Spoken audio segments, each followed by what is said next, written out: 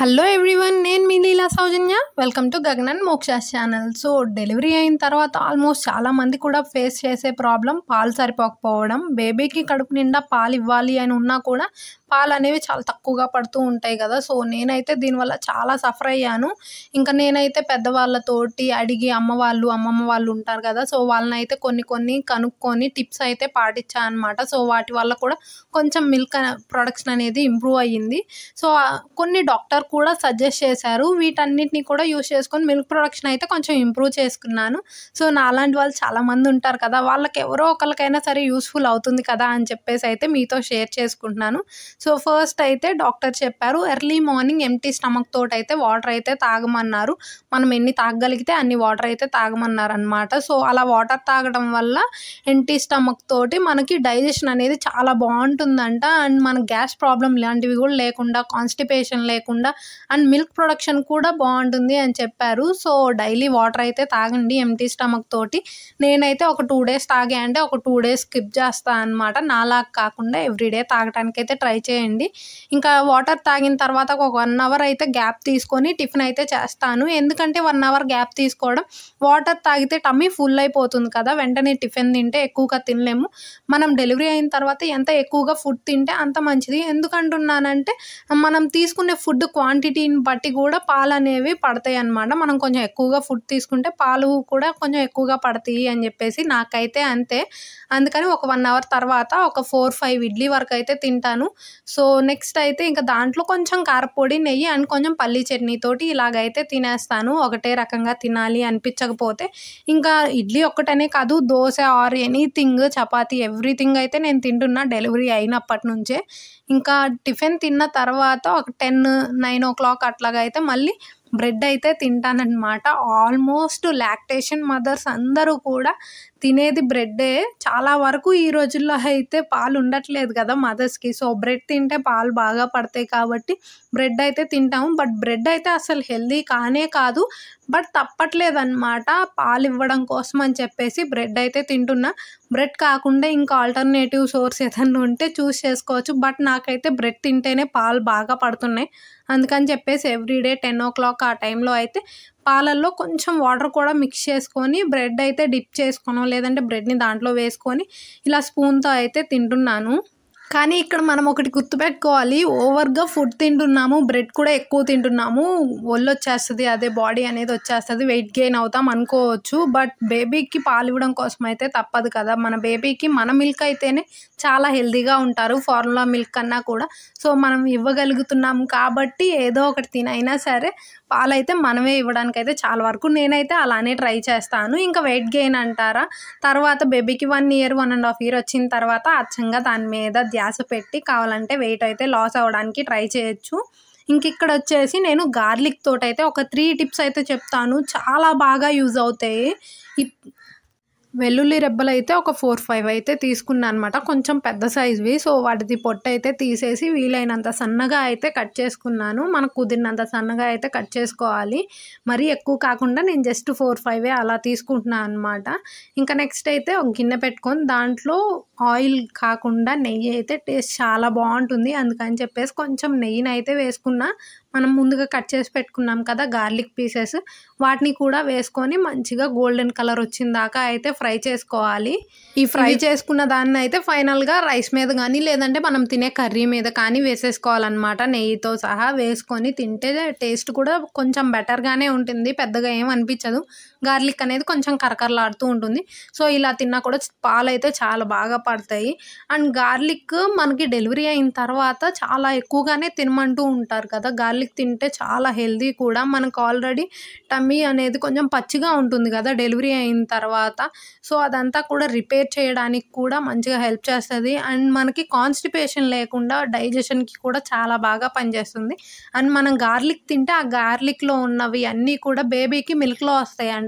So బేబీకి కూడా చాలా మంచిదంట మనం గార్లిక్ తినడం వల్ల. సో అందుకని చెప్పేసి నేను గార్లిక్ అయితే అప్పుడప్పుడు తింటూనే ఉంటాను. అండ్ మనం ఇది తిన్నాం కదా అని చెప్పేసి బేబీకి వేడి ఎక్కువ చేసేస్తుంది ఎక్కువగా తింటే. అందుకనే కొంచెం మోడరేట్గా, అంటే వీక్లీ 2 times 3 times అలా తింటే సరిపోతుంది, డైలీ అయితే తినకూడదు. కావాలంటే మనం డైలీ కుక్ చేసుకుంటాం కదా కర్రీస్. సో, ఆ కర్రీస్‌లో అయినా సరే గార్లిక్ అనేది కొంచెం ఎక్కువగా వేసేసుకొని కుక్ చేసుకున్నా సరిపోతుంది. ఇలా సెపరేట్‌గా ఏమీ వండుకొని తినాల్సిన అవసరం ఏం లేదు. మనం వెల్లుల్లి తిన్నాము అన్నప్పుడు ఇంకొకటి కూడా గుర్తుపెట్టుకోవాలన్నమాట. ఏంటంటే బేబీ టాయిలెట్‌కి వెళ్తుందా లేదా అని చెప్పేసి. ఎందుకంటే వేడి చేస్తుంది కొంచెం వెల్లుల్లి. మన వేడి అనేది బేబీకి కూడా పాస్ అవుతుందన్నమాట. సో, వేడి చేస్తే టాయిలెట్‌కి అనేది చాలా యూరిన్ తక్కువ పోస్తారు. సో, అలాంటప్పుడు వేడి చేయకుండా ముందుగానే జాగ్రత్తగా అయితే మనం టమ్మీకి కొంచెం ఆయిల్ అనేది కోకోనట్ ఆయిల్ అలాగ అప్లై చేస్తే వాళ్ళకి కూడా కొంచెం ఫ్రీగా ఉంటుంది వేడి చేయకుండా.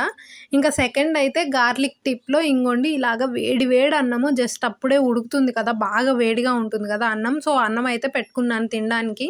సో, 4 వెల్లుల్లి రెబ్బలైతే తీసుకొని పైన పొట్టయితే తీసేసి ఇలాగా అన్నం లోపలికైతే గుచ్చుతున్నాను. బాగా వేడిగా ఉండాలి రైస్. సో, దాని లోపలికైతే ఇలా గుచ్చేసి ఒక 5, 6 మినిట్స్ అయిన తర్వాత అన్నం తిన్నామంటే అన్నంలో కొంచెం అవి సాఫ్ట్ అవుతాయన్నమాట. మగ్గినట్టుగా అవుతాయి.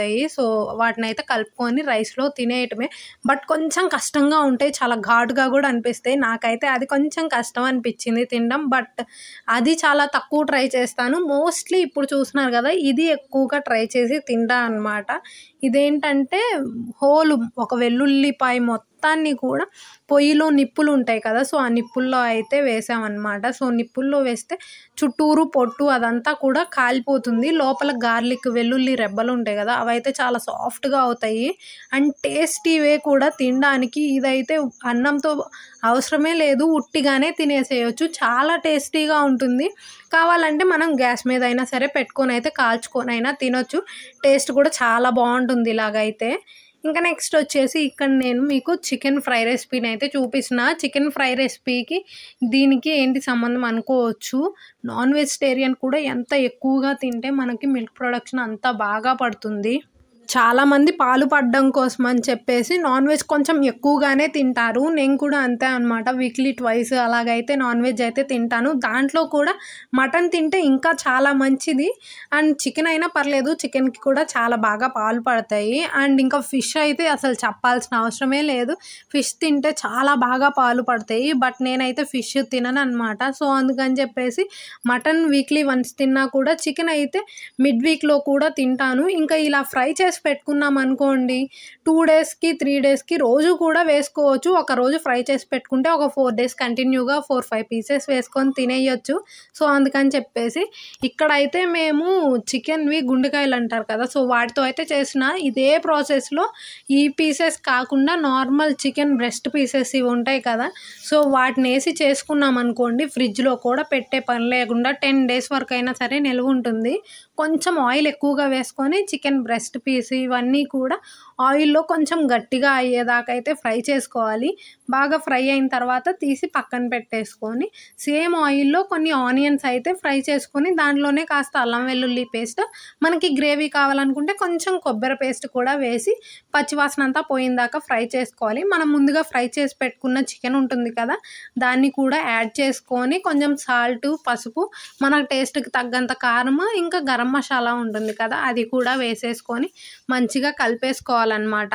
నేనిక్కడ చేసిందైతే చికెన్ లివర్ ఫ్రై. సో, ఇదైతే ఉండదనమాట. జస్ట్ 1 ఆర్ 2 డేసే ఉంటుంది. బట్ ఇదే ప్రాసెస్‌లో చికెన్ బ్రెస్ట్ పీసెస్ తోటి చేసుకున్నామనుకోండి, అదే పీస్ ముక్కలు అని చెప్పేసి అట్లా అంటామనమాట మేమైతే. సో, వాటిని ఇలా చేసుకున్నామనుకోండి 10 డేస్ అయినా సరే అస్సలు పాడవదు. చాలా టేస్టీగా కూడా ఉంటది. సో, బయటే పెట్టుకుంటాం. ఫ్రిడ్జ్‌లో కూడా పెట్టే పని లేదు. సో, నాన్ వెజ్ కూడా చాలా బాగా పాలు పడతాయి. అండ్ నేనైతే చికెన్, నాన్ వెజ్ ఏది తిన్నా సరే కొంచెం బ్రెడ్ కూడా ఒక పూట స్కిప్ చేసినా కూడా ఇబ్బంది లేదనమాట. సో, నాకైతే ఇంప్రూవ్‌మెంట్ అర్థమవుతది నాన్ వెజ్ తిన్నప్పుడు మిల్క్ పడుతున్నాయా లేదా అని చెప్పేసి. ఎందుకంటే చికెన్‌లో వీటిలో ప్రోటీన్ ఎక్కువ ఉంటుంది కాబట్టి ఇంకా సాటర్డే తప్పనిచ్చి సండే అండ్ థర్స్‌డే ఆల్మోస్ట్ చాలా వరకు నాన్ వెజ్ తింటాను. ఇంకా మిగతా డేస్ మొత్తం కూడా ఇట్లా ఆమ్లెట్ లేదంటే బాయిల్డ్ ఎగ్ ఇలా అయితే వేసుకొని తింటా. ఆల్మోస్ట్ ఆమ్లెటే తింటా. నాకెందుకంటే ఆమ్లెట్ ఇష్టం కాబట్టి. అండ్ వీటితో పాటుగా నెయ్యి కూడా ఖచ్చితంగా తింటా అనమాట. డే మొత్తంలో ఒక్కసారైనా సరే. ఎందుకంటే నెయ్యి కూడా మన మజిల్స్ అనేవి స్ట్రాంగ్‌గా చేస్తాయి. డెలివరీలో వీక్ అయిపోయి ఉంటాయి కాబట్టి.